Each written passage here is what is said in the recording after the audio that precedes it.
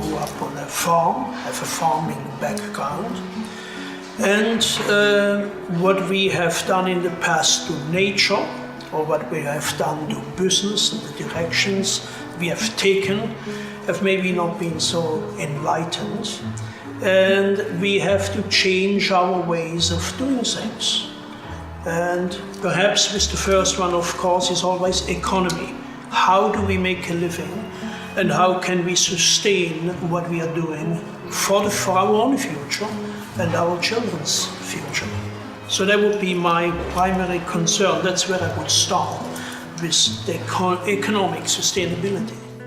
I think the biggest thing for a resort, like we are a 4-star resort, is to, rather than to be exclusive, is to be inclusive.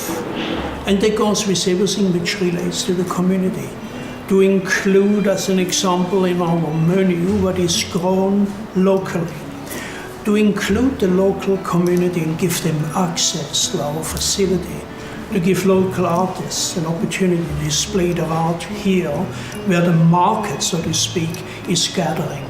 So to me, inclusiveness is basically the key word to sustainability.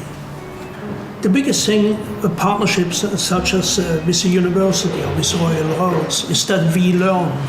And we always learn from each other. Any interaction between two different cultures, two different industries, two different facilities are an opportunity to learn about each other. So I think we would gain a tremendous amount from learning from the students, from learning what we actually teach, and just that exchange of ideas will expand our own horizon.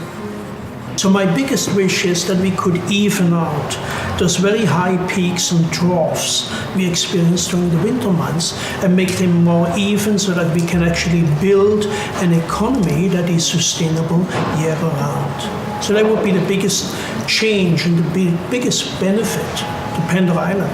And the partnership with Royal Roads University is basically moving us in that direction. It does not mean that one partnership will solve all the problems. That would be unrealistic. But I think it's a move in the right direction to help us to overcome that really, really stark seasonality we are experiencing. One thing which is very much in my heart, if we speak about communities and sustainability, is inclusion of First Nations.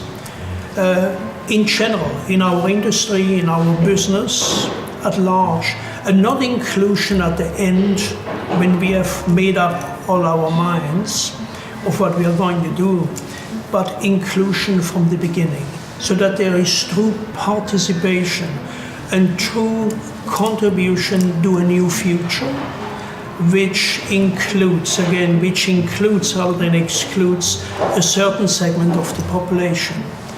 I would like to see also the First Nation cultures become much more visible.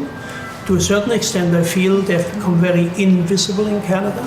To make them more visible, that it is a distinct culture to be honored and to learn from.